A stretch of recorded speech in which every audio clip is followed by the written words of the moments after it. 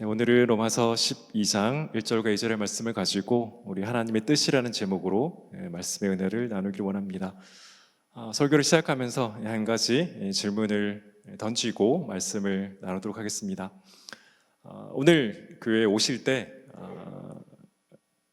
어떤 옷을 입어야 할지 혹시 기도하고 오신 분이 계십니까? 이런 질문을 하느라고 보시는 눈빛 같습니다. 아니면 혹시 어떤 것을 먹어야 될지 혹시 기도하고 오신 분이 계실까요? 안 계시겠죠? 그렇지 않다면 혹시 지난 한 주간 살아가시면서 어떤 옷을 입고 어떤 것을 먹어야 되는지 기도하고 결정한 분이 계신가요? 아무도 안 계신 것 같습니다. 뜬금없이 설교를 시작하면서 왜 저런 질문을 하느냐라는 눈빛인 것 같습니다. 그렇다면 우리는 우리의 삶에 이런 세세한 결정의 상황을 기도해야 할까요? 기도하지 말아야 할까요? 네, 모르겠다는 눈빛이군요. 사실 우리는 이런 세세한 일에 대해 기도할 수도 있고 기도하지 않을 수도 있습니다. 우리가 기도할 수 있는 이유는 하나님께서 저와 여러분의 그 세세한 것까지 알기 원하시는 아버지이시기 때문입니다. 그러나 동시에 우리가 그 세세한 것을 기도하지 않아도 괜찮은 이유는 하나님께서 저와 여러분에게 자유 의지를 주셨기 때문입니다.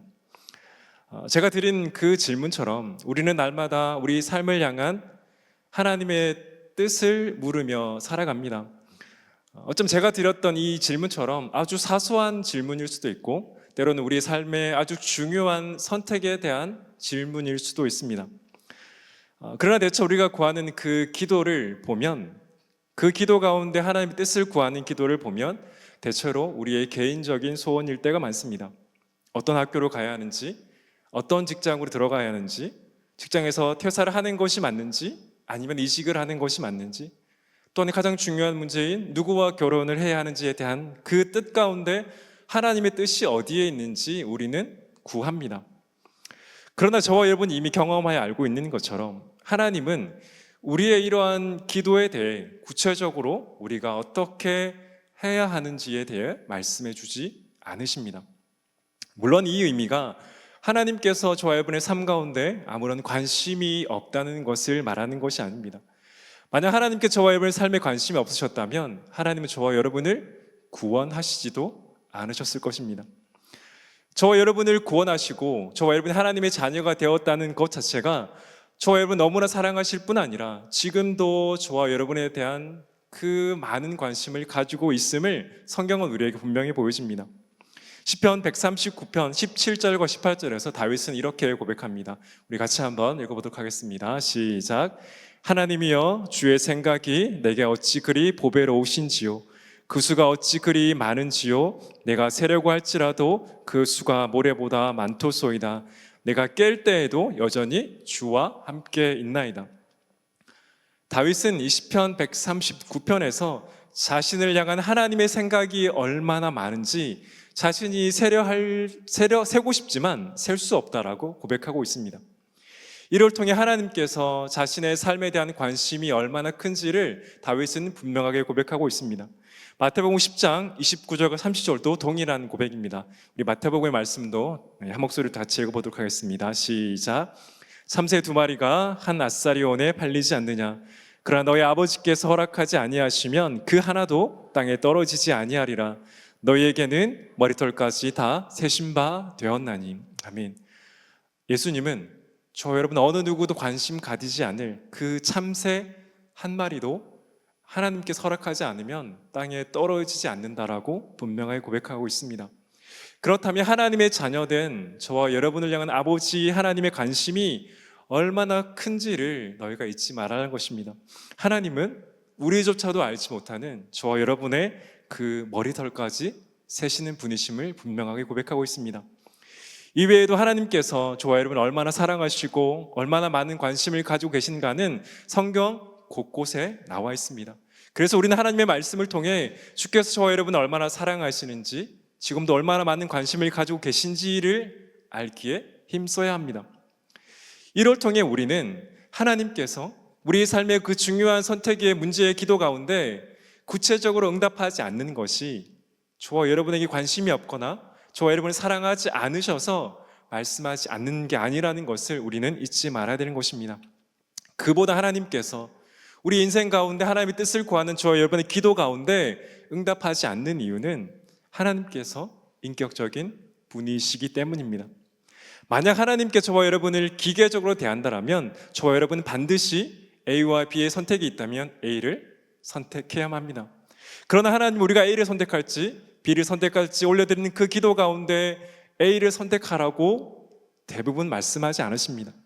제가 대부분이라 말씀드리는 이유는 정말 긴박한 상황 가운데 하나님께서 그렇게 하실 수도 있지만 대부분의 우리의 삶 가운데 하나님은 A와 B에 대한 우리의 선택에 대한 기도 가운데 저와 여러분에게 A를 선택하라고 말씀하지 않으십니다.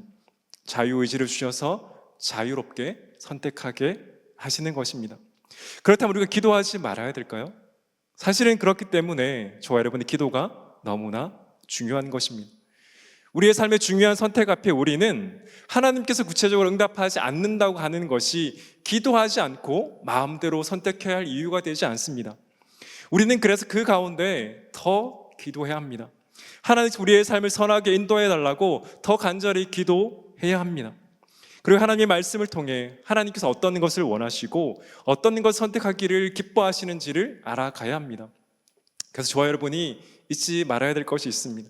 만약 저와 여러분의 인생 가운데 그 중요한 문제 앞에 정말 간절하게 기도하고 말씀의 기준 안에 선택했다면 하나님은 어떤 것을 선택해도 기뻐하신다는 것입니다. 우리가 A를 선택해야만 하나님이 기뻐하시는 것이 아닙니다. 하나님이 우리가 B를 선택하면 저와 여러분을 싫어하시는 것이 아닙니다. 기도하며 말씀의 기준 안에 어긋나지 않는다면 하나님은 저와 여러분이 어떤 것을 선택해도 기뻐하신다는 것을 우리의 인생의 그 중요한 선택의 문제 앞에 잊지 말아야 된다는 것입니다. 사랑하는 여러분, 하나님은 이미 저와 여러분을 너무나 기뻐하시고 사랑하십니다. 믿으십니까? 이것을 잊지 마셔야 됩니다. 하나님은 이미 저와 여러분을 가장 사랑하고 계십니다. 그러나 하나님이 저와 여러분을 기뻐하시는 이유는 예수 그리스도 때문이지 우리가 어떤 것을 했기 때문이 아닙니다. 사랑하는 여러분, 저와 여러분의 중요한 인생의 문제 가운데 우리는 기도하며 믿음 안에서 말씀 안에서 선택해야 합니다. 그리고 그 모든 선택 가운데 주님은 기뻐하실 뿐 아니라 저와 여러분의 삶을 가장 선하게 인도하실 것입니다. 그 은혜가 저와 여러분의 모든 선택의 순간순간마다 있기를 간절히 소원합니다. 주님이 저와 여러분의 삶을 가장 선하게 가장 아름답게 인도해 주실 것입니다. 제가 말씀드린 것처럼 우리가 중요한 인생의 문제 가운데 기도하며 말씀 안에 어긋나지 않는 것을 선택하면 하나님께서 기뻐하신다라고 말씀을 드렸습니다. 그 말씀 안에가 우리가 오늘 나눌 하나님의 뜻입니다. 우리는 하나님의 뜻을 다른 곳이 아니라 하나님의 말씀인 성경에서 발견할 수 있습니다. 그러나 많은 사람들은 그 하나님의 뜻이 하나님의 말씀이 아닌 다른 곳에 있다라고 생각하는 많은 사람들이 있습니다. 하나님은 자신의 뜻을 어떤 사람의 음성으로 말씀하신다거나 특정한 사람들만 하나님의 뜻을 알 수 있다라고 말하기까지 합니다. 그러나 성경은 그렇게 말하지 않습니다. 성경은 자신의 뜻을 하나님의 말씀인 이 성경을 통해 저와 여러분에게 분명하게 주셨다라는 겁니다. 사랑하는 여러분, 그렇다면 우리가 하나님의 뜻을 알고 있을까요? 알지 못할까요? 저와 여러분 하나님의 뜻을 알고 있다고 생각하십니까? 아니면 모르고 있다고 생각하십니까?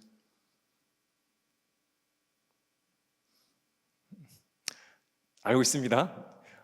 저와 여러분이 하나님을 알고 말씀을 읽는다면 우리는 이미 하나님의 뜻을 알고 있습니다. 물론 이 말이 우리가 하나님의 모든 뜻을 안다는 것은 아닙니다. 우리가 평생의 주님을 알아가도 평생의 말씀을 읽어도 저와 여러분의 인생을 향한 그리고 하나님의 그 뜻을 우리가 완벽하게 알 수는 없습니다. 우리는 여전히 한계를 지니고 있는 피조물이기 때문입니다. 그러나 그럼에도 우리는 저와 여러분은 말씀을 읽고 말씀을 듣고 말씀을 가지고 있다면 이미 우리는 하나님의 뜻을 알고 있습니다. 그렇다면 우리가 알고 있는 하나님의 뜻은 어떤 것이 있습니까? 죄로 죽었던 우리가 구원받은 것, 2000년에 주님이 이 땅 가운데 오신 것, 십자가를 지시고 이 땅을 사시고 죽으시고 부활하신 것, 그리고 주님이 다시 오실 그 모든 것이 하나님의 뜻입니다. 그리고 우리 교제에서 알 수 있는 것처럼 범사에 감사하는 것, 음란을 버리고 거룩한 삶을 살아가는 것, 그 모든 것이 하나님의 뜻입니다. 하나님의 구원 계획, 그리고 구원받은 성도가 어떻게 살아가는 것, 그 모두가 하나님의 뜻이라고 성경은 분명하게 말하고 있습니다. 이미가 우리가 알고 있는 그 하나님의 뜻은 하나님 말씀인 이 성경을 통해 우리가 알게 된다는 것입니다.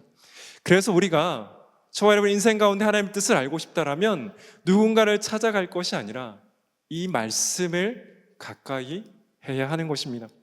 사랑하는 여러분, 우리가 하나님의 뜻을 알지 못하는 것은 하나님께서 저와 여러분에게 자신의 뜻을 알려주지 않기 때문이 아니라 우리의 게으름일 때가 더 많이 있다는 것입니다.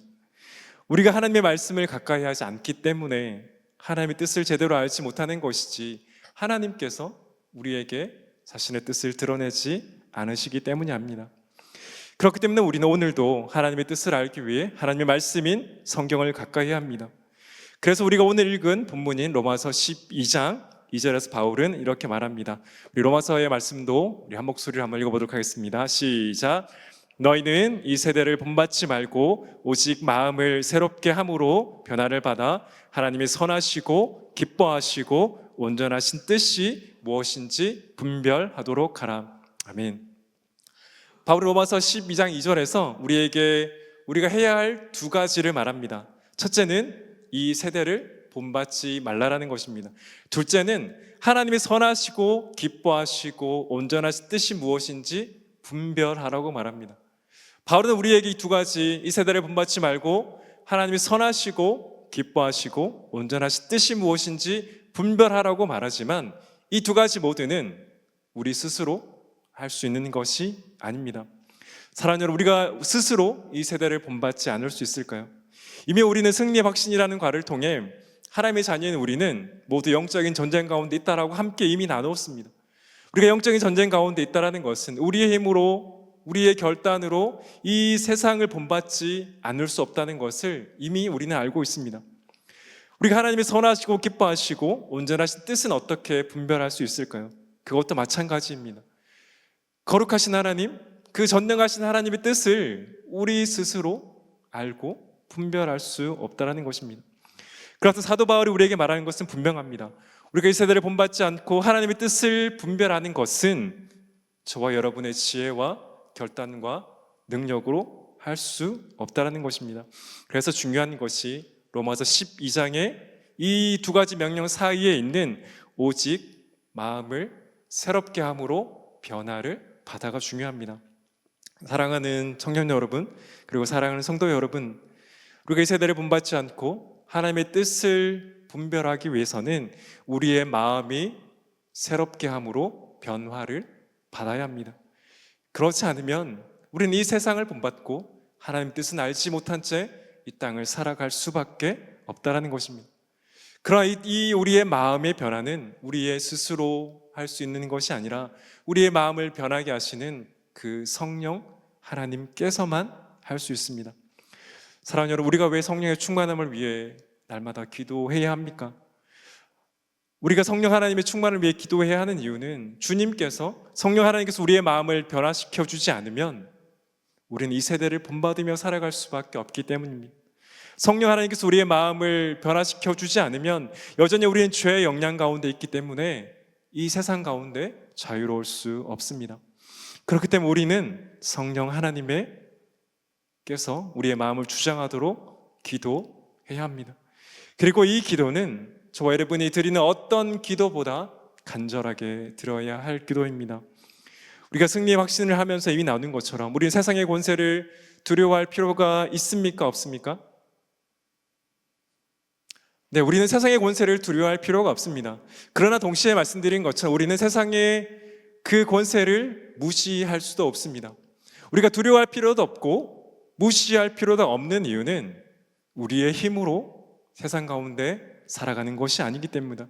성령 하나님께서 도와주지 않으면 우리 세상 가운데 넘어질 수밖에 없는 연약한 존재가 바로 저와 여러분이지만, 성령 하나님이 도와주시면 우리는 어떤 것에도 두려워하지 않는 하나님의 군사로서 살아갈 수 있는 것입니다. 사랑하는 청년 여러분, 정말 하나님의 뜻을 알기를 원하십니까? 정말 하나님의 뜻을 알기를 원하세요? 우리가 정말 하나님의 뜻을 알기를 원한다면 새로운 것을 찾아가는 것이 아니라 이미 저와 여러분이 가지고 있는 이 말씀을 더욱더 가까이 하기를 원해야 합니다. 하나님, 저와 여러분이 가는 그리고 원하는 그 새로운 곳에 자신의 뜻을 보여주시는 것이 아닙니다. 이미 하나님의 뜻은 하나님 말씀이 성경 가운데 이미 드러나 있습니다. 물론 우리가 이 뜻을 스스로 깨닫지 못하기 때문에 때로는 도움을 받고, 때로는 책의 도움을 받고, 때로는 많은 사람들의 도움을 받아야 할 때도 있습니다. 그러나 분명한 것은 이 하나님의 말씀만이 저와 여러분에게 하나님의 뜻을 알려주신다는 것입니다. 사랑하는 여러분, 하나님의 뜻을 알기에 소망하시는 우리 모든 청년들, 우리 모든 성도님 되시기를 예수 그리스도 이름으로 간절히 축원합니다. 우리가 이 뜻에 대해 알기를 원하면 원할수록 우리는 하나님 아버지의 마음을 더 알게 됩니다. 하나님께서 우리를 통해 어떤 삶을 살기를 원하시는지, 하나님께서 저와 여러분의 삶을 통해 어떤 모습으로 살기를 원하시는지를 이 말씀을 가까이 하면 할수록 하나님은 저와 여러분의 심령 가운데 분명하게 채워주실 것입니다. 그리고 우리의 주님의 뜻을 알고 하나님을 알면 알아갈수록 우리는 하나님의 영광을 위해 살아가지 말라고 해도 살아갈 수밖에 없습니다. 저희의 삶 가운데 이 소망이 있기를 정말 간절하게 축원합니다.